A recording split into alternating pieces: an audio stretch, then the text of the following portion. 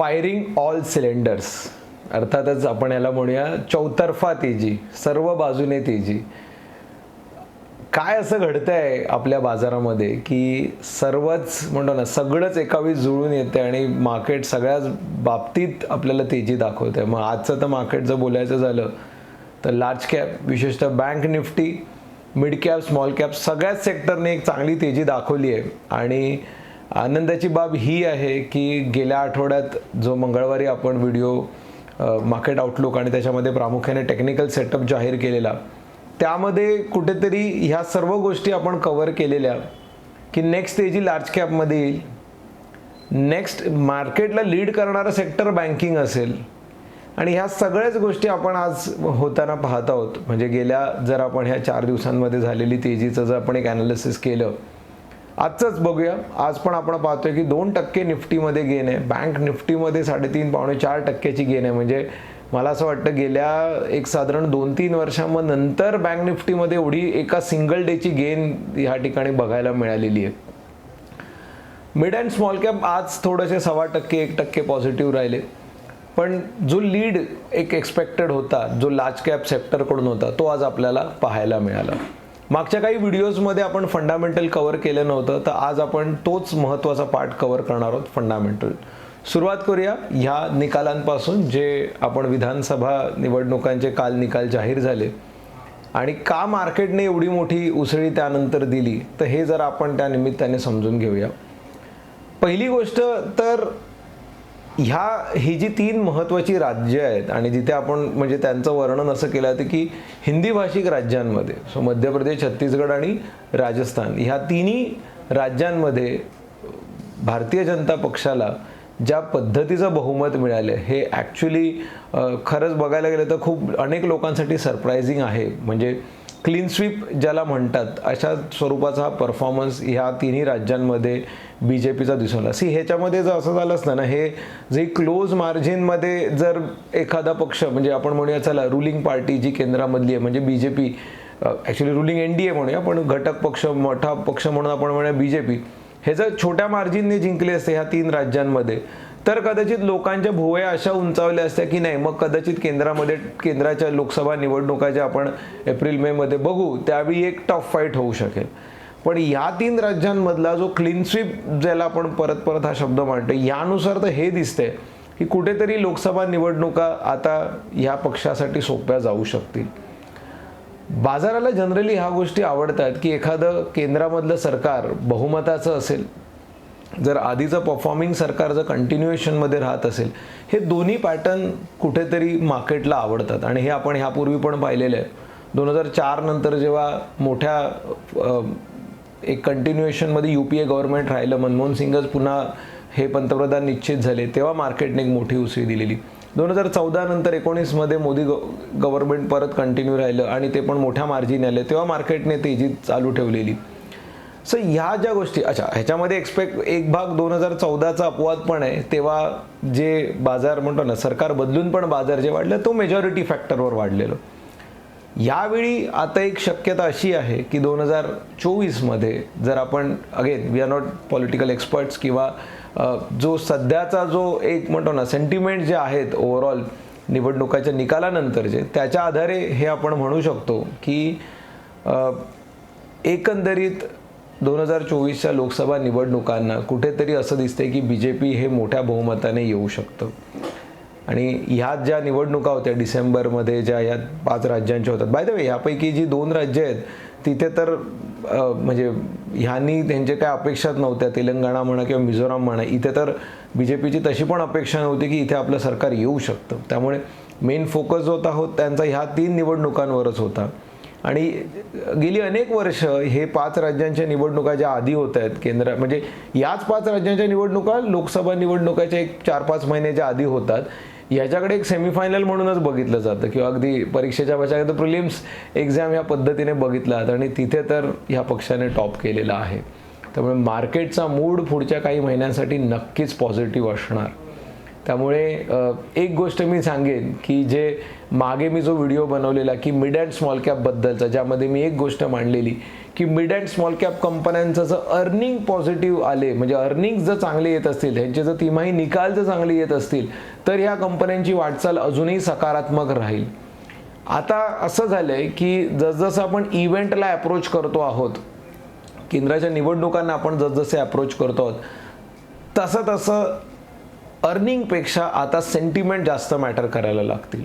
त्यामुळे सेंटिमेंट्स हे जे आता पॉझिटिव्ह झालेले आहेत, हेच दर्शवत आहेत की पुढच्या एक 4-5 महिन्यामध्ये बाजारामध्ये मोठा फॉल किंवा मोठी मंदी तर येणं आता कठीण आहे. हे मात्र आता या ठिकाणी आपण निश्चित म्हणू, अनलेस अँड अंटिल एखादं ग्लोबल मोठा इव्हेंट घडेल. पण परत तेच आहे की पूर्वी ग्लोबल मोठे इव्हेंट्स आपल्या मार्केटला पाडण्यासाठी सफिशियंट असायचे, कारण तेव्हा आपलं मार्केट डोमेस्टिक ड्रिव्हन नव्हतं, म्हणजे आपल्याकडे तेवढा डोमेस्टिक फ्लो नव्हता आपल्या मार्केटमध्ये, म्हणून आपलं मार्केट ग्लोबल फॅक्टर्सवर पूर्वी जास्त पडायचं. आता असं दिसतंय की ह्या निवडणुकांच्या निकालापर्यंत तरी जे एक आवश्यक सेंटिमेंट्स होते, जे पॉझिटिव्ह होणं गरजेचं होतं, ते बाजाराला मिळालेले आहेत. त्यामुळे एक मोठा फॉल, म्हणतो ना, मोठी एखादी निगेटिव्ह न्यूज किंवा एक जे थोडक्यात लोकांना जे करेक्शन पाहिजे असतं एंट्री करण्यासाठी, ते आता मिळणं तरी अवघड वाटत आहे. आणि same is for mid and small cap, की एक जो मोठा फॉल मिड अँड स्मॉल कॅपमध्ये बरेच जण अँटिसिपेट करत होते की ह्यांचं व्हॅल्युएशन खूप जास्त आहे. ऑफकोर्स ह्यांचं व्हॅल्युएशन हायर आहे, पण जर सेंटिमेंट्स मार्केटबद्दलचे एवढे पॉझिटिव्ह असतील तर हे व्हॅल्युएशन अजून हायर होण्यासाठी अजूनही स्कोप राहतो. त्यामुळे इथून पुढे येणारी तेजी ही मागच्या व्हिडिओमध्ये पण सांगितलं की लार्ज कॅप सेक्टरमध्ये जास्त असेल. आणि हेच आज आपण पाहिलं की बऱ्याच महिन्यानंतर असं दिसलं की मिड अँड स्मॉल कॅपच्या तेजीपेक्षा आज लार्ज कॅप लीड करतात मार्केटला. निफ्टी 100 पण आज 2% प्लस राहिलं, निफ्टी सेन्सेक्स दोन्ही 2-2% आपण प्लसमध्ये पाहिलं. आणि ह्यांच्यामधली 2% तेजी ही पण बऱ्याच पिरियड नंतर आज आपल्याला पाहायला मिळालेली आहे. आता थोडंसं हा व्ह्यू झाला आपण डोमेस्टिकवरून, जो एक सेंटिमेंट्स ॲनालिसिसवरून आपण काढलेला व्ह्यू झाला. पण अजून काही गोष्टी फंडामेंटल बघूया ज्या फार इंटरेस्टिंग आहेत. ह्यावेळी उलटं करतोय, आधी डोमेस्टिक गोष्टी आपण कव्हर करतोय. GST कलेक्शन खूप जोरदार आलं, 1.68 लाख करोड हा आपला GSTचा पण नंबर आहे. आणि बाय द वे मार्केटबद्दल दखल तर पंतप्रधान पण घ्यायला लागले. मागच्या वेळी त्यांनी आपल्या पार्लमेंटमध्ये पण ते बोललेले की सरकारी कंपन्यांवर दाव लावण्याची वेळ आलेली आहे. काल पण ते मार्केटच्या ह्या तेजीबद्दल पण त्यांनी उल्लेख केला की ही बाजारात तेजी. आणि एक फॅक्ट आहे, जर जगामध्ये सर्वच देश अडचणीत आहेत, सर्वच अर्थव्यवस्था झगडत आहेत आणि कुठल्याही देशाचा शेअर बाजार एक्सेप्ट जपान, जपानचा पण मार्केट वाढलंय, म्हणजे ते कितीतरी म्हणतो 31-35 वर्षानंतर वाढले.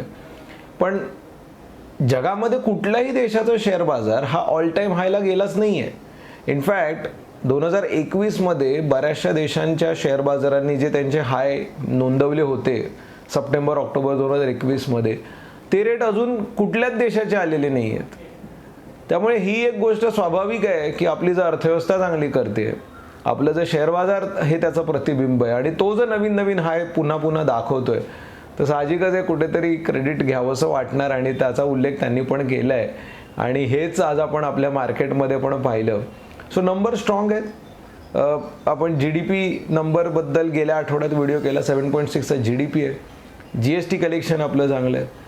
आणि थोडंसं आता आपल्या मी फिस्कल डेफिसिटचा पण उल्लेख केलेला की या आतापर्यंत फिस्कल डेफिसिट 45% युटिलाइज झालं, म्हणजे उरलेल्या पिरियडमध्ये पण आपल्याला फिस्कल डेफिसिट वापरायला पूर्ण स्कोप आहे.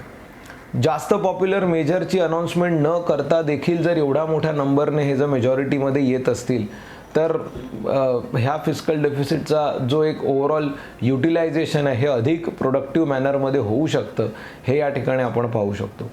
थोडंसं ग्लोबल बोलूया की जसं फक्त डोमेस्टिकच जुळून येतं आहे असं नाही आहे, डोमेस्टिक बरोबर ग्लोबल पण खूप चांगल्या रीतीने जुळून येते आहे. आणि ह्याच्यामध्ये 2 महत्त्वाच्या फॅक्टर्सबद्दल मी बोलणार आहे. त्यातलं पहिलं म्हणजे बॉन्ड यील्ड. बरोबर 1-1.5 महिन्यापूर्वी ऑक्टोबरच्या मिडमध्ये ही बॉन्ड यील्ड 5% वरती गेलेली. म्हणजे ह्याच्यामुळे झालेलं बॉन्ड यील्डवर आपण व्हिडिओ बनवलेला, ह्याच्या डिस्क्रिप्शनमध्ये आज ह्या व्हिडिओमध्ये जे पॉईंट्स कव्हर झाले त्याशी रिलेटेड आपण जे व्हिडिओज बनवते ह्या व्हिडिओच्या डिस्क्रिप्शनमध्ये आहेत, तुम्ही जरूर ते पाहू शकता. एखादा विषय जर समजण्यास अवघड जात असेल तर. बॉन्ड यील्ड म्हणजेच एखाद्या देशाचं, म्हणजे आपण आता अमेरिकेचा उल्लेख करतोय, तर अमेरिकेच्या देशाच्या जर सरकारी ठेवींमध्ये मी पैसे ठेवले तर त्यावर मिळणारा व्याजदर, ज्याला आपण म्हणतो यूएसची बॉन्ड यील्ड, तर ही जी वाढत वाढत 5% गेलेली, इनफॅक्ट 5च्या वर गेलेली, तर साहजिकच आहे की जर रिस्क फ्री रिटर्न जर तुम्हाला 5-6.5% मिळत आहेत तर कोणीही इक्विटी मार्केटमध्ये पैसा लावणं पसंत नाही करणार. आणि म्हणून एक फॉल आपण सप्टेंबरच्या दरम्यान पाहिलेला होता. ह्यावर आपण एक वेबिनार आणि व्हिडिओज पण बनवलेले होते.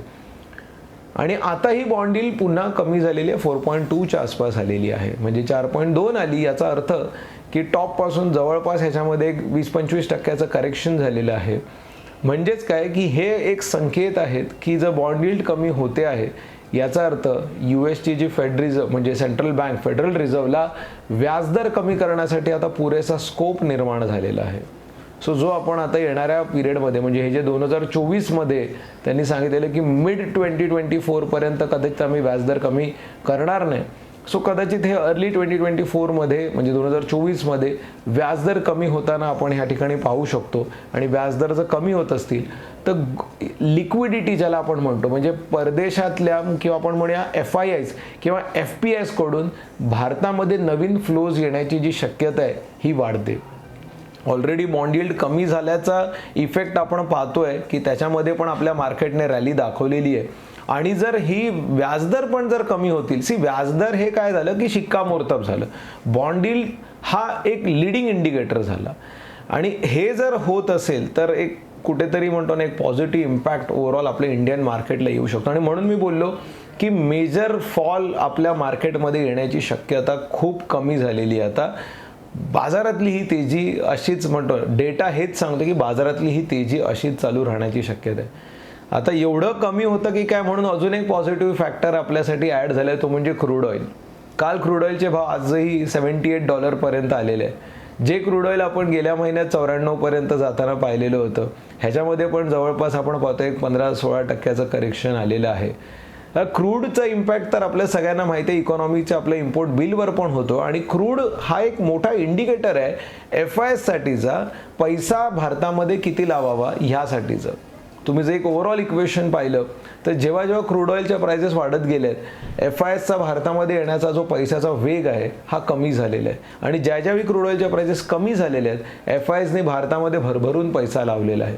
तर हे पण एक चित्र आपल्यासाठी पॉझिटिव्ह झालेलं आहे. समहाव फार रेअरली असं होतं की सगळ्या गोष्टी एकाच वेळी जुळून येतात, पण ती सिच्युएशन सध्या भारतामध्ये आहे.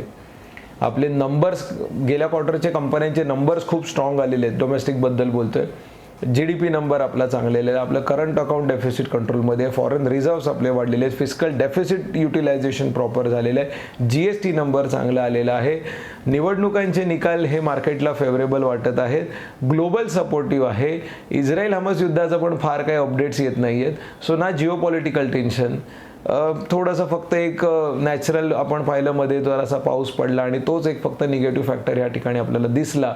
अदरवाईज हे जी सिच्युएशन आहे ना, यालाच थोडंसं ते एक फायरिंग ऑल सिलेंडर्स असं म्हणतात. म्हणजे जेव्हा रेसिंग आणि ह्या ज्या सगळ्या गोष्टी असतात कार रेसिंगमध्ये, तेव्हा हे शब्द खूप पॉप्युलर येतात की फायरिंग ऑल सिलेंडर्स. याचा अर्थ तुम्ही सर्व फुल थ्रॉटलवर हे सगळं काम आता चाललेलं दिसतंय.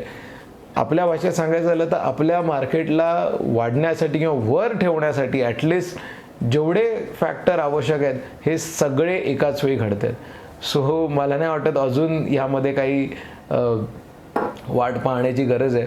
एक फक्त मी सांगेन की एक परत आपण तोच एक निगेटिव्ह अप्रोच घेऊन नको बसूया की नाही आता खाली येईल नंतर खाली. मार्केट ह्या सध्याच्या मार्केट सिच्युएशनमध्ये मी परत ते सांगेन, फंडामेंटली स्ट्रॉंग कंपन्यांचा प्रॉपर ॲनालिसिस करून सध्या तरी एक लार्ज कॅप ड्रिव्हन कंपनीजमध्ये आपल्या प्रॉपर फायनान्शियल ॲडवायझरच्या डिस्कशन नंतर इन्व्हेस्टेड राहणं हे खूप रॅशनल अप्रोच असू शकतो ह्या रॅलीला राईड करण्याचा. आय एम शुअर गेल्या आठवड्यातल्या आमच्या व्हिडिओला अनुसरून ही पूर्ण पुढची सिरीज चाललेली आहे आणि चांगले फीडबॅक्स तुमचे जे येत आहेत की ह्याचा सगळ्याचा एक फायदा होतो आहे, तोच टेम्पो कंटिन्यू ठेवण्याचा आमचा अजूनही प्रयत्न राहील. खूप खूप शुभेच्छा. धन्यवाद.